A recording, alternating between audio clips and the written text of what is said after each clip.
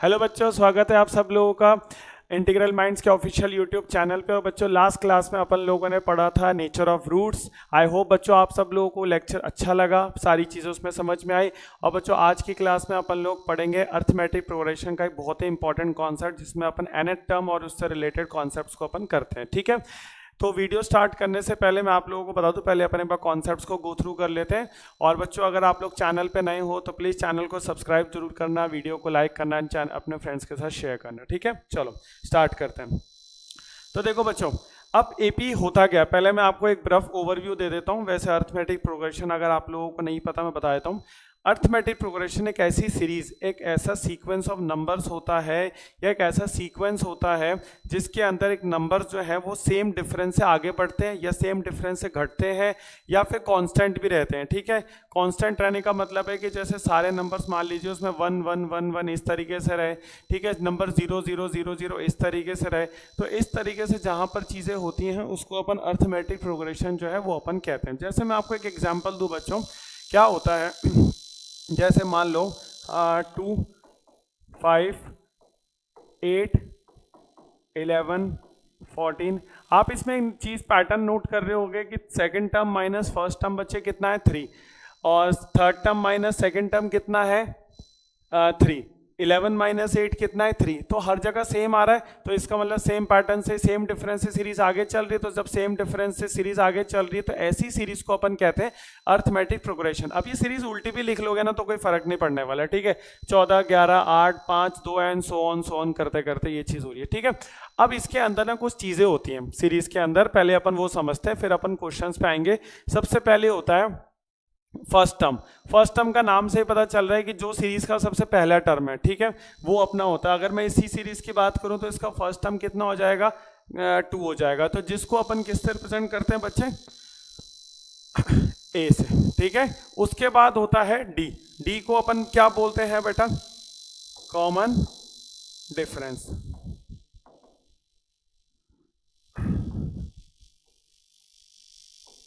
Common difference, common difference का मतलब है second term minus first term, third term minus second term, fourth term minus third term, इस तरीके से so on अपना चलते जाता है। ठीक है, ये हो गया कॉमन डिफरेंस।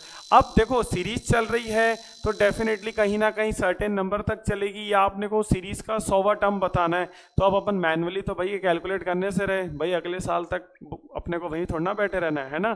ठीक है, सीधी सी बात है। तो अपने पास कोई तो फॉर्मूला होना चाहिए, कोई तो ऐसा आविष्कार हुआ होना चाहिए जिससे अपन उसका कोई सा भी टर्म अगर अपने को फाइंड आउट करने के लिए बोले, या उस सीरीज में कोई भी आगे टर्म के रिलेटेड अपने से कोई चीज पूछे, तो अपने पास कोई तो फॉर्मूला है। तो अपने पास एक बहुत ही बढ़िया शानदार मजेदार फॉर्मूला जो होता है बच्चों, वो कौन सा होता है, वो होता है ये nth टर्म का formula, a n is equal to a plus n minus 1 into d. और वैसे भी बच्चों जो लोग खासकर आगे साइंस मैथ्स लेने वाले हैं ना बच्चे, या मैथ्स लेने वाले 11वीं में, तो बच्चों इस टॉपिक को अच्छे से पढ़ लो, क्योंकि ये 11वीं के अंदर और ज़्यादा डिटेल में आता है। ठीक है, उसके अंदर तो जीपी और एचपी भी तुम लोगों को पढ़ना पड़ेगा। ठीक है, जीपी और एचपी, यहाँ पे एचपी हिमाचल प्रदेश नहीं है, मैं बाद में बताऊंगा जीपी क्या है, एचपी क्या है, हार्मोनिक प्रोग्रेशन होता है। ठीक है, तो ये हो जाता है a n is equal to a plus n minus 1 into d. अब देखो ये हो जाता है बच्चों फॉर्मूला। और यहां पर अब बात करोगे सर ये एन कहां से आ गया बीच में, ए और डी के बीच में, बेटा एन होता है नंबर ऑफ टर्म्स। बेटा उस सीरीज के अंदर कुछ तो टर्म्स होंगे, अनंत काल तक सीरीज चलती थोड़ी ना जाएगी। तो इसके अंदर आपने 2 टर्म, 4 टर्म, 10 15 20 50 25 कितने नंबर ऑफ टर्म्स तो होंगे। तो बेटा वहां एन को बोलते हैं नंबर ऑफ टर्म्स, कि उस सीरीज के अंदर कितने टर्म्स है। तो एक बार क्विक ओवरव्यू कर ले। स्मॉल ए होता है अपना क्या, पहला टर्म। डी होता है common difference, second term minus first term. हमेशा सेकंड माइनस फर्स्ट करना, फर्स्ट माइनस सेकंड मत कर देना बेटा, वरना तुम्हारे नंबर घट जाएंगे एग्जाम में। ठीक है ना। और उसके बाद एन होता है nth टर्म। निकलता कैसे ए एन, nth टर्म का मतलब है कोई सी भी टर्म, चौथी, पांचवी, छठी, 100वीं, 1000वीं, 1 लाख टर्म, कोई सी भी तुम निकाल सकते हो। ठीक है, अब इसी फॉर्मूले से अपन कुछ इंपॉर्टेंट टर्म करते हैं, और ये आज के अपन जो क्लास करेंगे बच्चा उसमें ये जो है ना ये बहुत इंपॉर्टेंट है, बहुत ज्यादा इंपॉर्टेंट है, इसको ध्यान से समझ लेना। ठीक है, तो अब देखो जब यहाँ पर n की वैल्यू को 1 पुटअप करोगे तो इसका मतलब फर्स्ट टर्म, तो बेटा यहाँ पुटअप किया 1, एक में से एक गया, बचा कितना 0, 0 बचा, तो उसने डी को खत्म कर दिया। ठीक है, तो डी खत्म हो गया, तो इसका मतलब ए एन कितना हो गया, 1 के बराबर। ए एन मतलब A1, ए एन मत लिखो क्योंकि अब अपन n को 1 पुटअप कर रहे हैं, तो a1 हो गया a के बराबर, यही तो मैंने लिखा है इधर, कुछ और कहानी थोड़ा ना लिखी है। तो n की वैल्यू जब अपन 2 पुट अप करेंगे तो 2 माइनस 1 कितना होता है, 1 ही होता है भाई। अब इसमें गलती मत कर देना वरना मार खाओगे, ठीक है। तो a प्लस d, ठीक है। n की n इज इक्वल टू कितना, 3 पुट अप करेंगे तो 3 माइनस 1 कितना हो गया 2, 2d। तो इसी तरह से चलता जाएगा। ये पैटर्न वही है जो मैंने यहाँ पर लिखे, अलग इसमें से कुछ भी नहीं है, ठीक है। एक ये चीज होती है और एक होता है some other important formula, d is equal to an plus 1 minus का an। मतलब क्या बोलना चाह रहे हैं ये चीज, तो ये चीज ये बोलना चाह रहा है, जैसे मैंने n की वैल्यू अगर अगेन यहाँ पुट अप की तो d की वैल्यू हो गई a2 माइनस a1। तो भैया यही तो चीज मैंने अभी बोली थी, यही चीज तो मैंने अभी बोली थी, a2 माइनस a1 मतलब second term minus first term. अगर d की n की वैल्यू यहाँ 2 पुट अप कर दोगे तो n प्लस 1 यानी 3, 2 प्लस 1 3, a3 माइनस a2। बात समझ में आ गई, अच्छे से क्लियर हो गया, ठीक है। चलो, और इस टॉपिक को अच्छे से बच्चों वीडियो को देख लेना, क्योंकि ये देख लिया ना तो तुम ये समझ लो तुम्हारे nth टर्म वाले जितने भी क्वेश्चंस हैं ना, ये जो मैंने आज करवाऊंगा ये एनसीईआरटी से रिलेटेड उसी टाइप के क्वेश्चन, उससे थोड़ा हायर, उससे कुछ लोअर, ठीक है। और एक दो क्वेश्चन मैंने प्रीवियस ईयर के बोर्ड से भी उठाए हैं, तो तुम्हारा सारा अच्छे से कवर अप हो जाएगा। अपन एक वीडियो के अंदर नॉर्मली 8 क्वेश्चन अभी तक अपने दोनों लेक्चर्स में किए हैं, और इतना आप एक वीडियो के हिसाब से सही है, उसमें सारा कॉन्सेप्ट कवर अप हो जाता है, ठीक है। तो अपन क्वेश्चंस करना आरंभ करते हैं इस वीडियो के अंदर बच्चों, ठीक है। जितनी मैंने चीज समझाई सबको समझ में आ गई अच्छे से, कोई दिक्कत तो नहीं रही भाई किसी को, ठीक है। कुछ हो तो बता देना, ठीक है। देखो भाई, पहला क्वेश्चन कुछ इस तरह से प्रस्तुत है तुम्हारे सामने। The first term of an AP is -7 and the common difference is 5, ठीक है। Find this 18th term and the general term. General term बच्चों वही nth टर्म ही होती है इसके अंदर। जो फर्स्ट टर्म है, फर्स्ट टर्म का मतलब हो गया तुम्हारा a7, ठीक है, और -7 d की वैल्यू कितनी आ गई 5। अब क्या फाइंड आउट करना है, 18th टर्म। तो 18th टर्म मतलब a18। तो देखो मैंने अभी बताया था a प्लस n-1, यहाँ पे n की वैल्यू कितनी है 18 इंटू डी।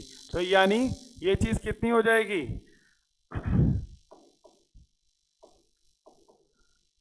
a प्लस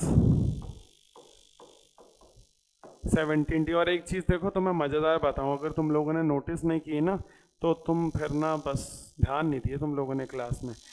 अगर a4 है तो देखो a और d तो साथ में चल रहे हैं, यहां पर a4 से एक कितना नंबर कम आ रहा है 3, यहां पर कितना है a3 कितना आ रहा है एक नंबर कम, यहां पर a2 है, d के साथ कितना है 1 ही है, कुछ भी नहीं है तो 1 हो गया। इसी तरीके से मैंने यहां पर क्या लिखा a18 कितना नंबर आ रहा है 17।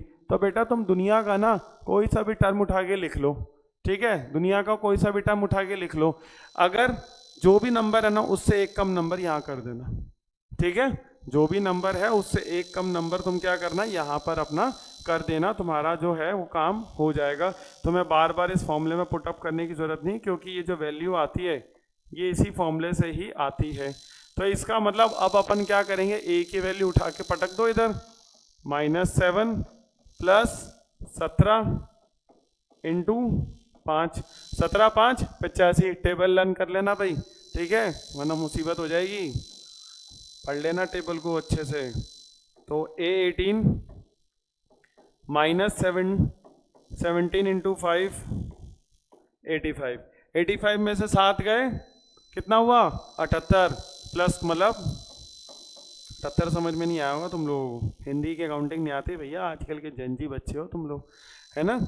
78, तो ये हो गया प्लस का 78। प्लस का क्यों, क्योंकि बड़ा नंबर जो है ना वो प्लस का है, छोटा नंबर जो है वो माइनस का है, तो प्लस का साइन लगाना ये गलती मत कर देना, ठीक है। आई बात समझ में, चलो आ गई। तो ये तो हो गया तुम्हारा इसका 18वां टर्म, सही निकाला ना भाई, 17 5 85 17, ठीक है, -7d बिल्कुल सही निकाला है। अब देखो तुमसे ये पूछ रहा है जनरल टर्म, बोलोगे सर ये क्या है, ठीक है, तो बेटा ये कुछ भी नहीं है, ये an ही है। तो यहाँ पे n की वैल्यू कुछ नहीं आएगी, n की वैल्यू n ही रहेगी, n फॉर तुम्हारी जो मर्जी तुम n फॉर बुलाना चाहो, n-1 इंटू डी। तो a की वैल्यू कितनी हो गई, कितनी हो गई भाई -7, ये कितना हो गया n minus one into D, D मतलब 5 तो ये कितना हो गया -7 प्लस का 5n माइनस का 5, ठीक है। तो ये कितना हो गया -5 माइनस का 7 माइनस का 12, ये आ गया तुम्हारा आंसर। तो कौन से आंसर हुए भाई तुम्हारे,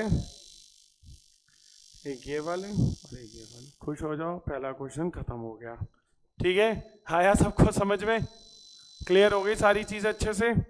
सिंपल सा क्वेश्चन था, ज़्यादा कुछ ऐसा डिफिकल्ट वाली चीज़ थी नहीं इसमें, कोई समस्या करने वाली चीज़ थी नहीं इसमें, ठीक।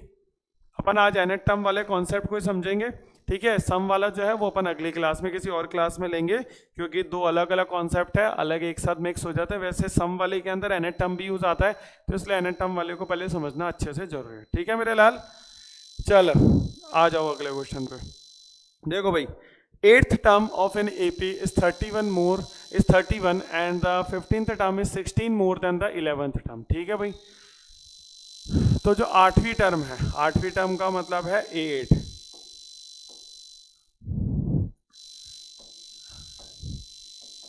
तो ये हो गया a प्लस 7d, ठीक है। ये किसके बराबर है 31 के। तो इसको अलग रख लो,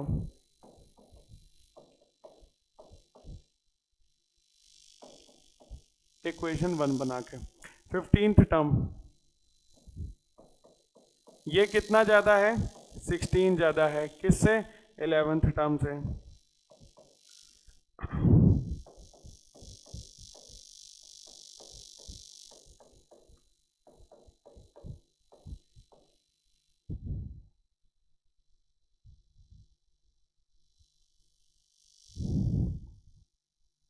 ठीक है, a plus 14d is equals to 16 plus a plus 10d। 10d कैसे आया, अब देखो ये मत पूछना सर कैसे आया ये चीज़, बेटा मैंने अभी बताया तुझे है ना। 15th का क्या लिखा हुआ है a प्लस 14d, अभी बोला कि जितना भी टर्म हो उससे एक कम नंबर माइनस करना और यहाँ पे d के साथ मल्टीप्लाई कर देना। बस ध्यान से सुन लो मेरी बात को, ठीक है। वीडियो को देखते समय ज़्यादा वीडियो को ये वो नहीं है तुम्हारी कोई, ठीक है, वो एंटरटेनमेंट वीडियो नहीं है बेटा, उसको ढंग से समझ लो, ठीक है ना, वरना एंटरटेनमेंट हो जाएगा तुम्हारा एग्जाम के टाइम पे फिर अच्छे से, जब नंबर नहीं आएंगे तो इसलिए a plus 14d is equal to 16, 11 का हो गया a प्लस 10d, हो गया नहीं हो गया। तो भाई अब a से a को काट दो और ये आ जाएगा इधर, तो ये हो जाएगा 4d इज इक्वल टू 16। तो d की वैल्यू कितनी हो गई भाई 4, 16 जाता है 4 से 4 बार, d की वैल्यू को यहाँ उठा के रख दो फर्स्ट इक्वेशन में। तो a plus 7 into 4 is equal to 31, 7 4 जा 28,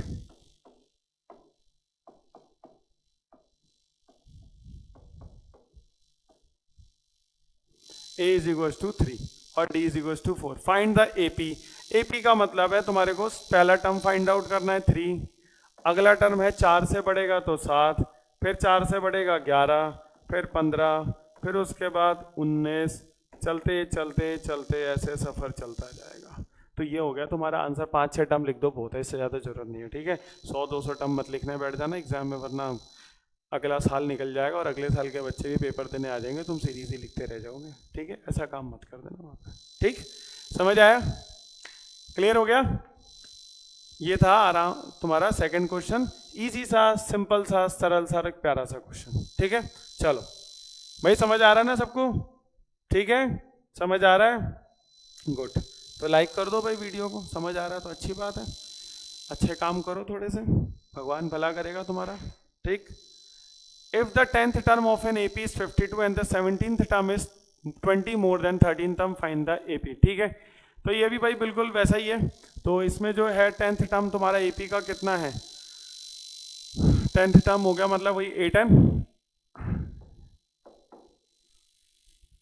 यानी ये हो गया 52, और जो 17th टर्म है यानी A17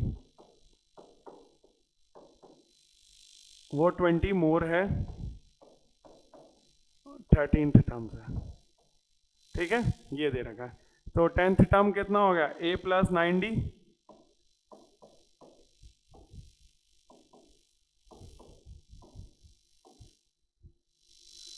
और a प्लस 16d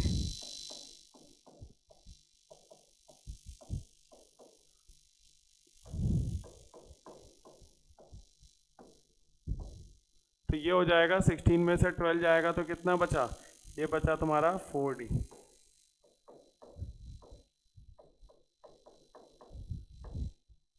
d की वैल्यू हो गई 5, d की वैल्यू 5 हो गई। अगेन बच्चों इसमें सब्स्टिट्यूट कर दो तो ये हो जाएगा तुम्हारा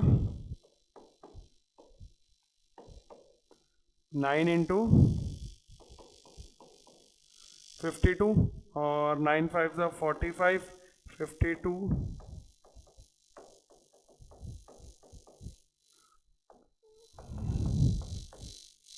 a is equal to 7। a की वैल्यू 7 हो गई तो पहला आ गया 7, दूसरा आ गया 12, तीसरा आ गया 5 5 से बढ़ रहा है ना 17, फिर 22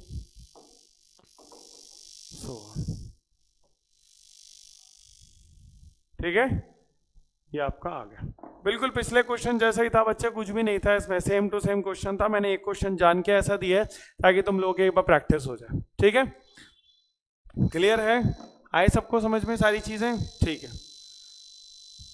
आई होप कि इसमें कोई डाउट तुम लोगों को नहीं रहा होगा, ठीक है बच्चों। चलो बढ़ जाए आगे। और बच्चों फिर कह रहा हूँ, अगर डाउट आता है तो आप लोग उस वीडियो को देखते समय अपने कमेंट बॉक्स पे लिख दिया करो, ठीक है। अगर कोई भी डाउट तुम लोगों को रहता है तो मैं तुम लोगों को समझा दूंगा, ठीक है। वैसे तो मैं पूरी उम्मीद करता हूँ ऐसी कोई गुंजाइश ही ना रहे कि तुम्हें क्लास के अंदर किसी पर्टिकुलर क्वेश्चन में कुछ समझ में ना आए।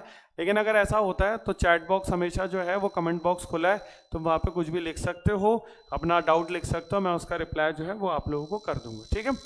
अब देखो ये एक बहुत बढ़िया सा क्वेश्चन है, बहुत छोटा सा एक लॉजिकल सा क्वेश्चन है। क्वेश्चन सिर्फ 2 स्टेप का है लेकिन लॉजिकल है। अब ये बोल रहा है कि भैया अपने पास एक सीक्वेंस है 3 7 11 सीक्वेंस, मतलब एपी है, ठीक है।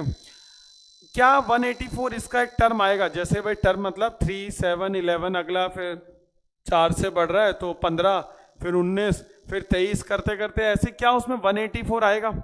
अब ये हम ऐसे मैनुअली तो देख नहीं सकते कि चलो भैया करने बैठ गए, गिनती करने बैठ गए वहाँ पे। बेटा ये ऐसे नहीं होते, वरना एपी का कोई मतलब ही नहीं। अगर मैनुअल गिनती करनी होती तो वहाँ एपी का कोई काम नहीं था। एपी का निजात ही इसलिए किया गया है कि बड़ी बड़ी जो सीरीज होती हैं, ठीक है, बड़ा बड़े जो पैटर्न्स होते हैं उसको सॉल्व करने के लिए। अभी तुम्हें लगेगा एपी हम पढ़ते क्यों हैं? बेटा ये आगे जो है ना कंप्यूटर साइंस और उनमें भी बहुत जगह ये जो अर्थमेटिक प्रोग्रेशन है वहाँ काम आते हैं, ठीक है। तो अभी के लिए ज़्यादा डीप में नहीं जाएंगे, बस इतना समझते हैं कि ए की वैल्यू फिलहाल यहाँ पर 3 है, डी की वैल्यू जो है वो 7 है। मान लेते हैं कि इसका कोई ना कोई टर्म 184 आएगा। अपन अब ये मान लेते हैं, अपन ये नहीं कह रहे कि आएगा ही, अपन अब ये अज्यूम कर लेते हैं, ठीक है। आएगा तो अपन फॉर्मूले में पुटअप करते हैं 184 3 प्लस n-1 इंटू डी 7, ठीक है। तो 181 is equal to 7n minus का 7, ये इधर जाएगा। सॉरी बच्चों, डी की वैल्यू 4 आएगी, मैंने गलती से 7 पुट अप कर दी।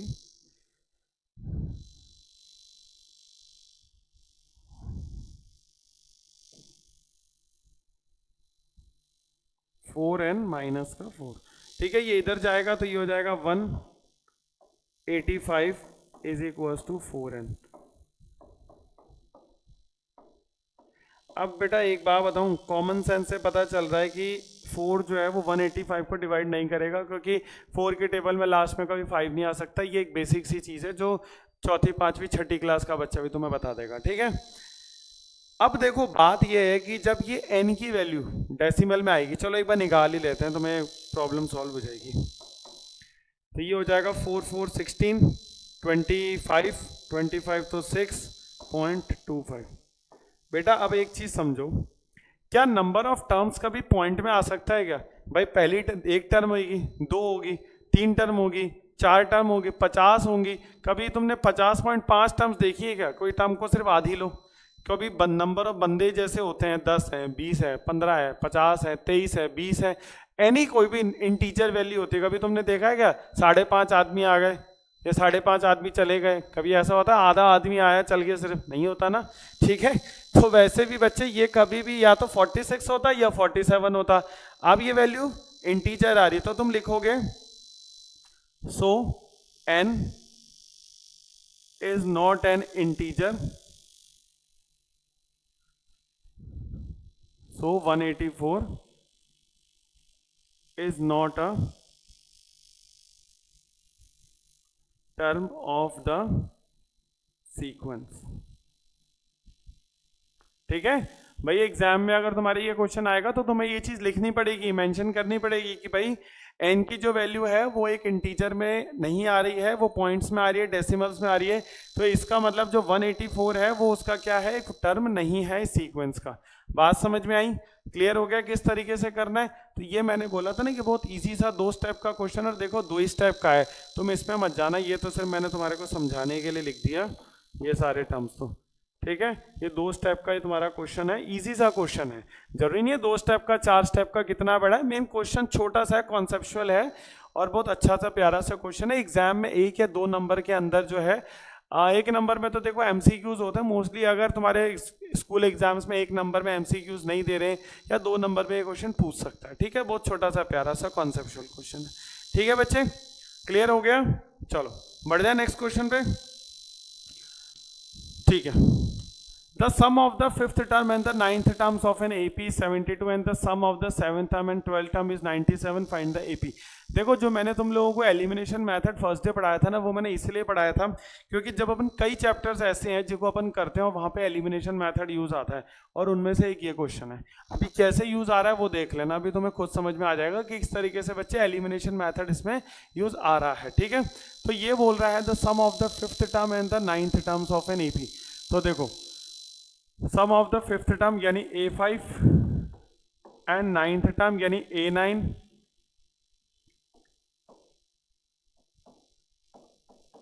वो कितना है 72, and the sum of the 7th term तो ये हो जाएगा A7 और A12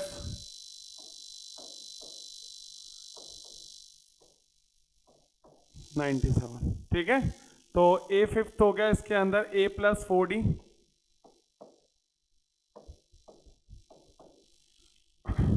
A9 हो गया तुम्हारा A + 8D,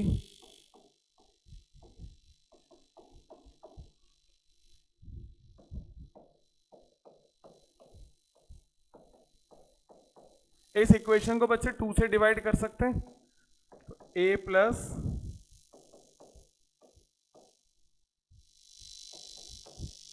ये बन गई तुम्हारी फर्स्ट इक्वेशन, ठीक है। इसी तरीके से A + 6D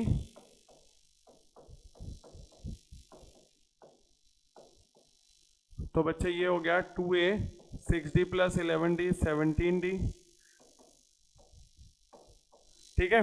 एक काम करो, इसको मत डिवाइड करो 2 से, ठीक है। वो मैं क्यों कर रहा हूं, वो सिर्फ इस इक्वेशन को देखकर,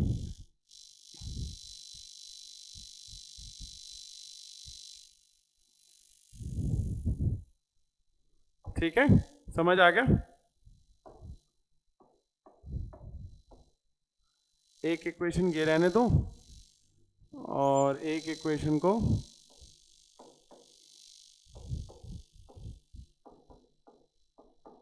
ये रहने दो,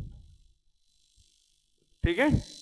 एक बार चेक कर लो, 5th टर्म में 9 टर्म का सम 72 है एंड 7th एंड 12 टर्म का यही हो गया। 7 टर्म मतलब A + 6D, 12 टर्म मतलब A + 11D और इसका सम हो गया 97, तो 11 + 6 17, ये 97 हो गया, ठीक है।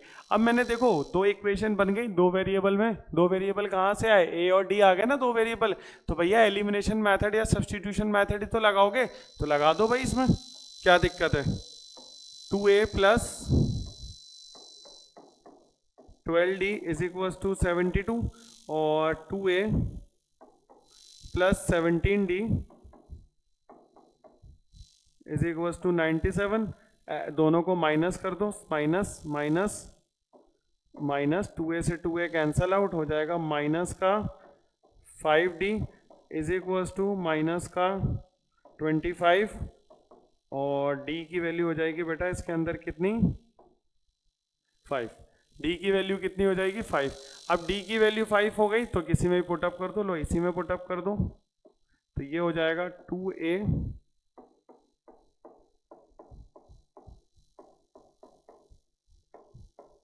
17 5 जा 85, 97 में से 85 गया तो कितना बचा 12, 2a इज इक्वल्स टू 12, तो a की वैल्यू बच्चे कितनी हो गई 6, a की वैल्यू 6 हो गई। फाइंड द AP, अगेन देखो वो पूछ क्या रहा है तुमसे, AP पूछ रहा है, तो AP फाइंड आउट करने के लिए क्या करोगे, पहला टर्म कितना है 6, दूसरा D कितना है 5 तो 11, फिर 16, फिर 21, फिर 26 and so on so on so on so on. ठीक है, चलता जाएगा सफर चलता जाएगा। ठीक, समझ में आई बात, क्लियर हो गया किस तरीके से करना है। इजी सा क्वेश्चन था बच्चे, कुछ भी नहीं था इसके अंदर ऐसा।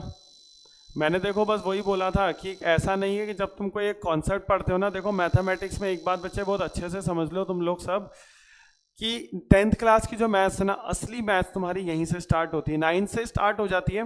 9 कंपेरेटिवली 10 से इजी है, ठीक है, क्योंकि कुछ चैप्टर छोटे छोटे हैं और 12 chapters as compare to 12th के अंदर 14 चैप्टर्स हैं, सॉरी 10th के अंदर 14 चैप्टर्स हैं। यहाँ पे बच्चे मैथ्स का सबसे फंडामेंटल रूल है कि जब आप एक कॉन्सेप्ट पढ़ते हो तो वो कई आगे जगह भी यूज़ आता है। ऐसा कोई रूल नहीं है कि आपने पढ़ लिया उसका वहीं इस्तेमाल किया, आगे इससे कौन, हम आपके हैं कौन, हमें कोई मतलब ही नहीं है। नहीं बेटा, ऐसा नहीं होता है मैथ्स में। तो मैथ्स में इसलिए हमेशा बेटा ध्यान रखना कि हमेशा जब एक कॉन्सेप्ट पढ़ोगे तो वो दूसरे के अंदर भी यूज़ आएगा। हो सकता है ये वाला तुम आगे कोई सा भी चीज़ करो, दूसरे चैप्टर्स भी करोगे ना, ज्योमेट्री में कभी यूज आ जाए, कुछ भी एनीथिंग, कोई सा भी कॉन्सेप्ट कहीं पे भी यूज आ सकता है। ठीक है, ऐसा ये नहीं कह रहा कि इस पर्टिकुलर चैप्टर में इसमें क्वेश्चन में आएगा, जब आएगा तब देखेंगे, लेकिन वो कहीं पर भी यूज आ सकता है। ठीक है, क्लियर है। चलो, ये था तुम्हारा 5th क्वेश्चन। अब अपन 6th क्वेश्चन पे, ठीक है, 6ठे क्वेश्चन पे आ चुके हैं अपन। अब देखो बच्चों इसमें क्या बोल रहा है, nth term of an AP 7n-4। अब यहाँ पर तुम देखोगे सर कि A दे रखा होता था, D दे रखा होता था, या कुछ और दे रखा, यहाँ पे nth टर्म ये कैसा एक्सप्रेशन दे रखा है। तो बेटा nth टर्म का एक्सप्रेशन ही बिल्कुल वैसा ही है जब अपने को A या D फिक्स हो लेकिन n की वैल्यू ना दे रखी हो। तो मतलब यहाँ पर जो n की वैल्यू पुटअप करते जाओगे उससे टर्म्स आती जाएंगी।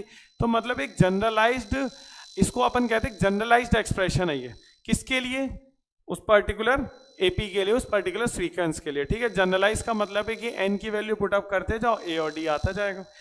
अब देखो इसमें फाइंड आउट क्या करना है, कॉमन डिफरेंस। अब ना इस क्वेश्चन को करने के बेटा 2 तरीके हैं। ठीक है, मैं पहला तरीका बताता हूं।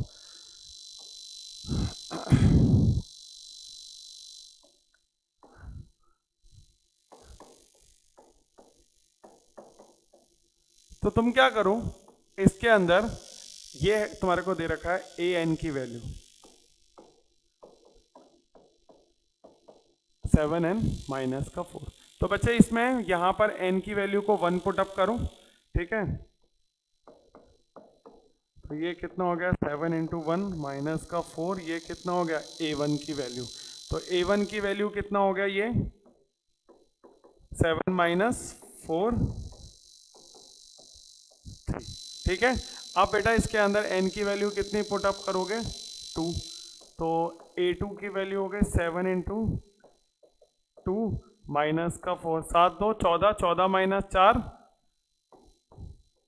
10। तो इसका मतलब a2 की वैल्यू कितनी हो गई 10 हो गई ना। अब देखो d फाइंड आउट करना है, तो बेटा d फाइंड आउट करने के लिए a2 - a1 कर लो। अब ये तो बेटा अपन ने फॉर्मूला पढ़ा था,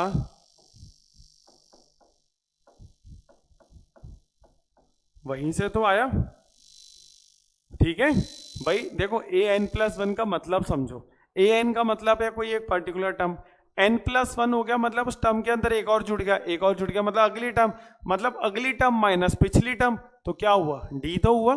ठीक है, तो यही तो चीज अपन ने किया। अब अगली टर्म माइनस पिछली टर्म तो बहुत सारे केसेस में हो सकता है, a3 - a2, a4 - a3, A10 minus A9, A100 minus A99, सब जगह सेम ही तो है, ठीक है। तो यहां पर क्या हुआ, A2 की वैल्यू हो गई 10, D की A1 की वैल्यू कितनी हो गई 3, तो ये कितना आ जाएगा 7, यानी इसका आंसर कितना है 7। D की वैल्यू कितनी आ गई 7।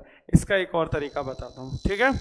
ये तरीका हो गया, बिल्कुल सही है, कोई दिक्कत नहीं है बेटा। दूसरा तरीका भी सीख लो क्योंकि ये इंपॉर्टेंट है, आना चाहिए, ठीक है। एग्जाम में कभी भूल गए, बाकी पर्टिकुलर टू पर्टिकुलर, बच्चा टू बच्चा क्वेश्चन मैटर कर सकता है। किसी को मेथड 1 आसान लगेगा, किसी को मेथड 2। मैंने आप लोगों को ये फॉर्मूला बताया बच्चा, an की वैल्यू आप लोगों को दे रखी है 7n माइनस 4, तो बेटा an प्लस 1 निकाल लो। अब कहोगे सर ये कैसे निकालेंगे, बेटा जैसे n को 1 से रिप्लेस करते हो, n को यहाँ n प्लस 1 से कर दो। बस बेटा जब करोगे तो इसको ब्रैकेट में रखना, ठीक है, वरना मामला खराब हो जाएगा।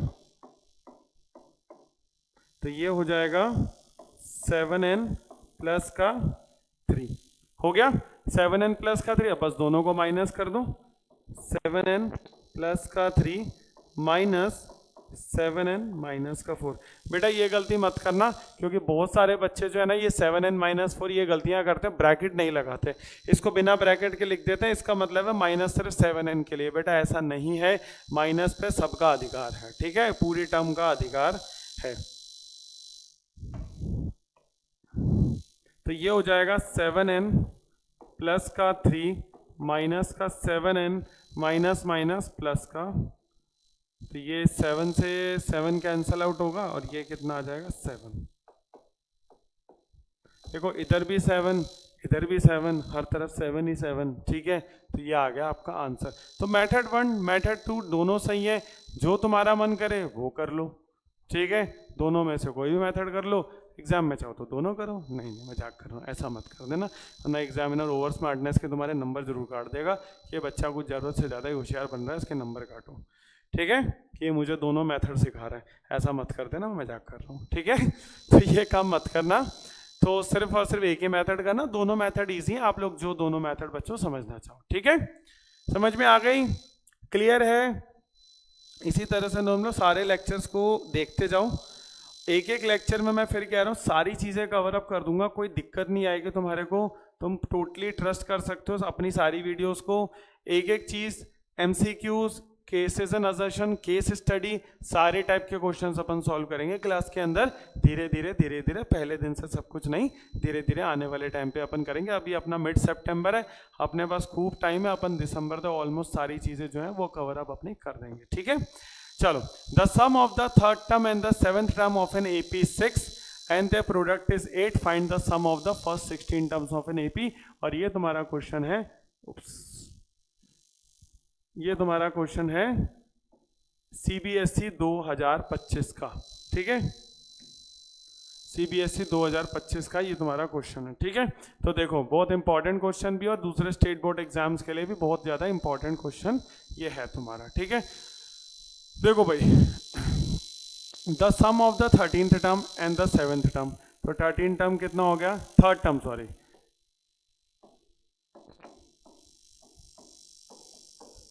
ठीक है, पहले एक बार अपन बच्चे इसी को लिख लेते हैं। तो थर्ड टर्म हो गया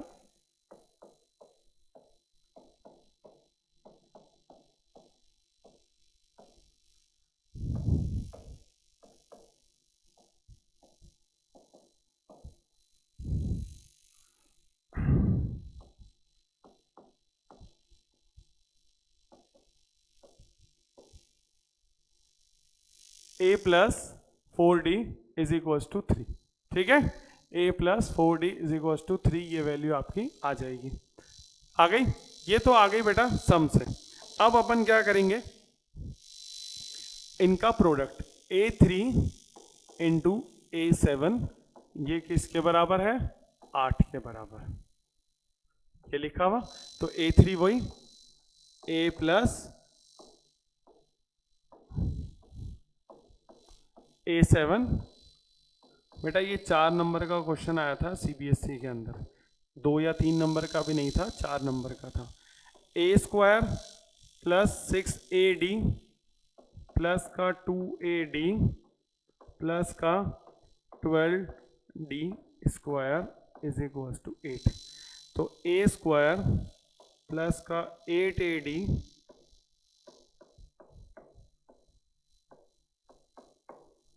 ठीक है बेटा। अब देखो क्या हो गया, अब यहां से ना वैल्यू उठा के सब्सटीट्यूट करो, सब्सटीट्यूशन मेथड एक तरीके का लग गया। a is equal to 3 minus 4d, ये वैल्यू बेटा a के इधर पुटअप कर दो, क्योंकि डायरेक्ट ये बिना सब्सटीट्यूशन के सॉल्व नहीं होगा।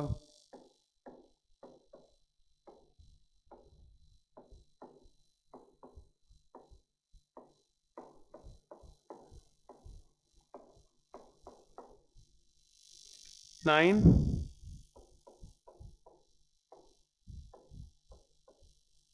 Minus 3 to the 4th is the 12, 12 to the 24, 24d plus का 8 3 is the 24d, मैंने इस ब्रैकेट को ओपन किया, minus 4 8 is the 32d square plus का 12d square is equal to 8।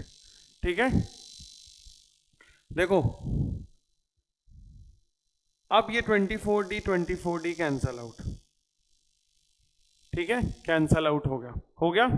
तो यहां तुम्हारा क्या बचा, 16d square plus 12d square यानी 28d स्क्वायर माइनस का 4d square is equal to minus का 1, और ये हो गया 4d square is equal to 1, यानी d square is equal to 1/4, और d की वैल्यू हो गई बेटा plus minus 1/2।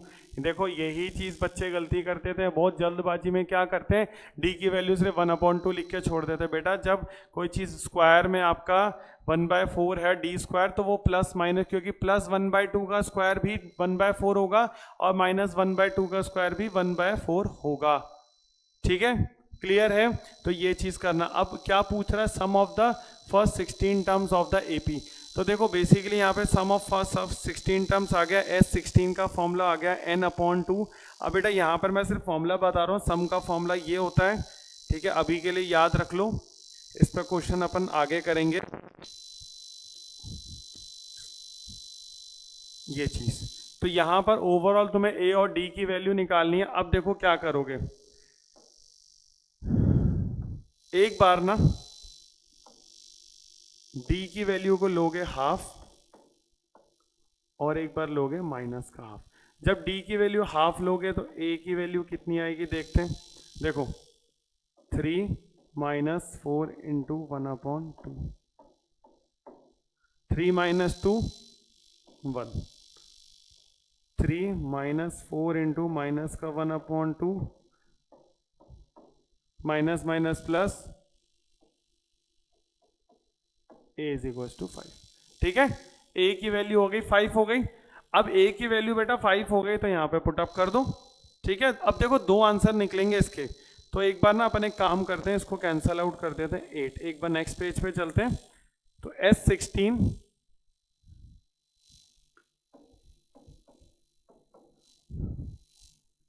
2a plus 15d,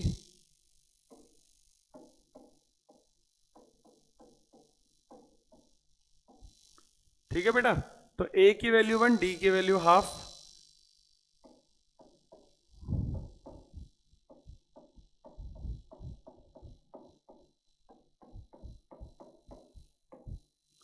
तो ये हो जाएगा 15/2, 2 2 ज़ा 4, 4 प्लस 15 19/2,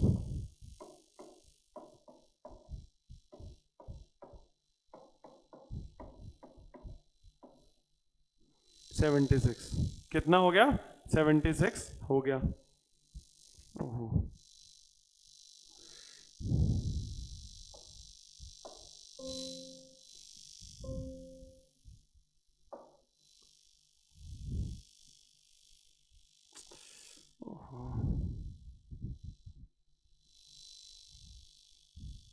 ठीक है बेटा, आया समझ में। अब उसके बाद तुम्हारे को फाइंड आउट करना है, जब a की वैल्यू 5 और d की वैल्यू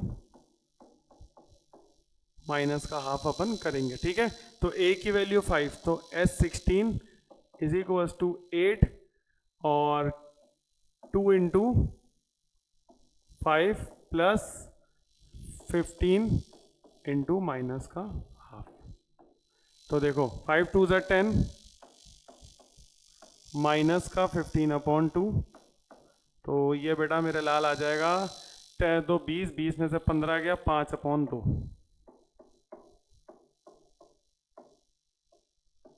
4 और ये आ जाएगा आपका 20। तो यानी आप एक चीज देखोगे बेटा, इसके अंदर अपने दो आंसर आए, एक 20 और एक 76। ये आया कब? जब अपन ने एक बार तो ये वैल्यू डाली,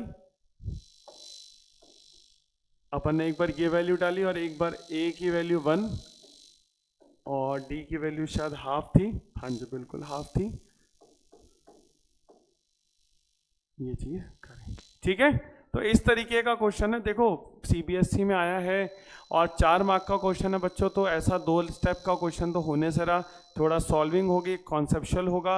और आपने एक चीज़ नोट किया होगा कि मैंने आपको बोला था कि यहाँ पर सम वाला कॉन्सेप्ट भी आ गया और आपका nth टर्म का फॉर्मूला भी आ गया, और दोनों चीज़ एक छोटा सा मैथमेटिकल कॉन्सेप्ट भी आपका टेस्ट हो गया कि जब कोई चीज़ स्क्वायर में है तो डी की दोनों वैल्यूज इसमें सेटिस्फाई करेंगी। हो गई ये दोनों चीज़ें। यही चीज़ मैं आप लोगों को बोल रहा था कि इसी तरीके से जो है ये क्वेश्चन आपका होगा इसके अंदर, ठीक है। आई बात समझ में? चलो अब अपन ना आज के अंतिम क्वेश्चन की तरफ बढ़ते हैं। इजी सा क्वेश्चन है,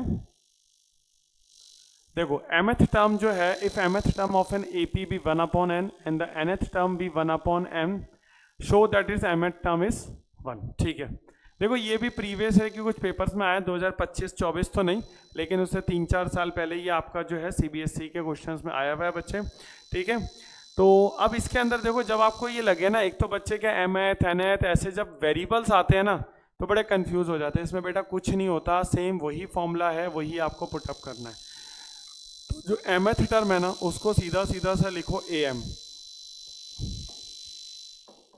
जो कि है 1/n के बराबर, a प्लस m-1, ठीक है, और nth टर्म, तो ये हो जाएगा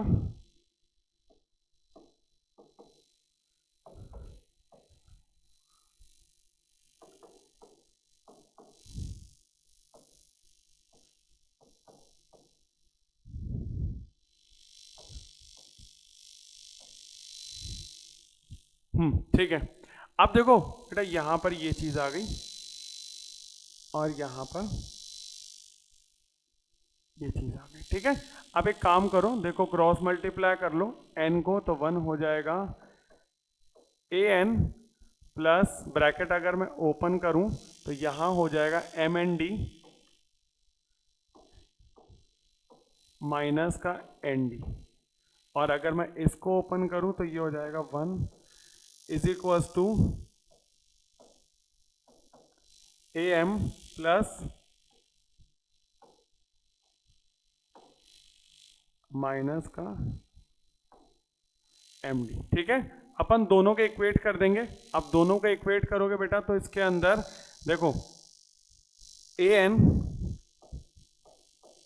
प्लस mnd माइनस का nd is equals to am plus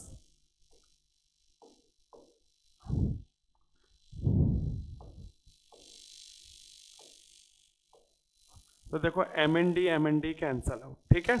अब इसके अंदर बेटा ये इसको ले जा इधर और इसको ले जा इधर, तो ये हो जाएगा md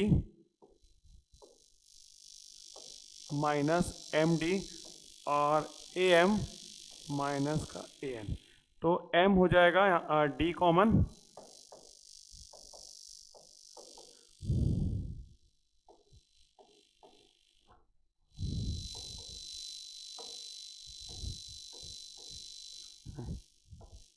m minus n cancel out और d is equal to a, ठीक है। थोड़ा कैलकुलेशन है लेकिन ध्यान से समझना। अरे कुछ नहीं किया, ज़्यादा तुम लोग कंफ्यूज मत होना कि सर क्या कर दिया, अरे कुछ भी नहीं है, रॉकेट साइंस नहीं है। इस n को इधर ले गया, इस m को इधर ले गया, क्रॉस मल्टीप्लाई कर दिया, n को इससे मल्टीप्लाई किया तो an, n को इससे किया तो nd, जब nd को ब्रैकेट ओपन करो तो mnd आएगा माइनस का nd, ठीक है। वैसे इसको किया, अब दोनों साइड 1 और 1 है तो LHS LHS 1 है तो मैं RHS RHS को भी तो कंपेयर कर सकता हूँ, वही मैंने किया। AN प्लस MND माइनस का ND और AM is equal to MND minus का MD, दोनों को कंपेयर कर दिया। A is equal to D के बराबर, ठीक है भाई कर दिया, बहुत अच्छी बात है। अब जब दोनों को मैंने कंपेयर कर दिया बेटा इसके अंदर A is equal to D के अंदर, तो यहाँ पर अपन क्या करेंगे, कहीं पर भी पुट अप कर दो, मुझे क्या फाइंड आउट करना है, AMN ठीक है कर लेंगे भाई फाइंड आउट, उसको प्रूफ ही तो करना है। तो अब क्या करो, देखो बेटा इसके अंदर अब यहाँ पर ना यहाँ पुट अप कर दो 1/n is equals to A plus m-1 into A, तो 1/n is equals to A plus AM minus का A, कैंसल आउट हो गया A से A और A की वैल्यू कितनी हो गई 1/mn। अब A की वैल्यू यही हो गई तो D की वैल्यू भी तो यही होगी, हाँ या ना, होगी नहीं होगी, क्योंकि A और D अभी मैंने प्रूफ किया कि दोनों के दोनों बराबर होंगे। तो बेटा जब ये चीज होगी तो समस्या क्या है जीवन में, फिर अब तो कोई दुख रह ही नहीं गए, सारे दुख छट चुके हैं। तो ठीक है A की वैल्यू पुट अप कर दो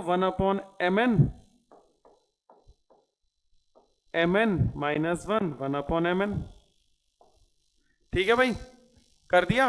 अब थोड़ा सा इधर की तरफ आ जाए, इधर देखें तो 1/mn, mn को यहां से ब्रैकेट करोगे तो 1 माइनस का 1/mn और ये क्या चल रहा था AMN, ये इससे ये कैंसल आउट और कितना आ गया AMN की वैल्यू कितना हो गया 1 के बराबर हो गया। AMN की वैल्यू कितनी हो गई 1 के बराबर हो गया। बात समझ में आई, क्लियर हो गया, समझ में आया सबको किस तरीके से करना है। तो ये है इसका क्वेश्चन, ये आखिरी क्वेश्चन था। तो ऑफकोर्स तुमने मेरे भी सारे वीडियोस देखे होंगे, जैसे अपन स्टार्ट करते हैं इजी से और अपन प्रोसीड करते जाते हैं हार्ड की तरफ, धीरे से ऊपर की तरफ। समझ आ गया। ये जितना भी था ना तुम्हारा एम टर्म वाला हो गया। अब कुछ क्वेश्चंस होते हैं जिसमें मिडिल टर्म वाले क्वेश्चंस होते हैं और जो कुछ होते हैं जिसमें बोलेगा लास्ट टर्म फ्रॉम द, है ना, लास्ट टर्म वाले क्वेश्चन कि भैया दिस इज द, ये आपका स्टार्टिंग से चौथा टर्म है तो लास्ट से कितना होगा, ये लास्ट से चौथा है तो स्टार्टिंग से कितना होगा, इस तरीके के क्वेश्चंस होते हैं। और एक होते हैं सम ऑफ एन टर्म्स वाले। तो अब अपन अगले 2 से 3 लेक्चर्स के अंदर जो भी मैं आपके लेके आऊँगा बच्चों, उसमें अपन एपी और भी कंप्लीट कर लेंगे, ठीक है, सारी चीज़ें आपकी कवर अप हो जाएगी। तो बच्चों आई होप आप लोगों को ये पूरा लेक्चर समझ में आया, ठीक है बच्चा पार्टी। तो अगर समझ में आया तो वीडियो को लाइक करो, चैनल को सब्सक्राइब करो, अपने फ्रेंड्स के साथ शेयर करो। मिलता हूँ आप लोगों से नेक्स्ट वीडियो में। टिल देन थैंक यू, जय हिंद।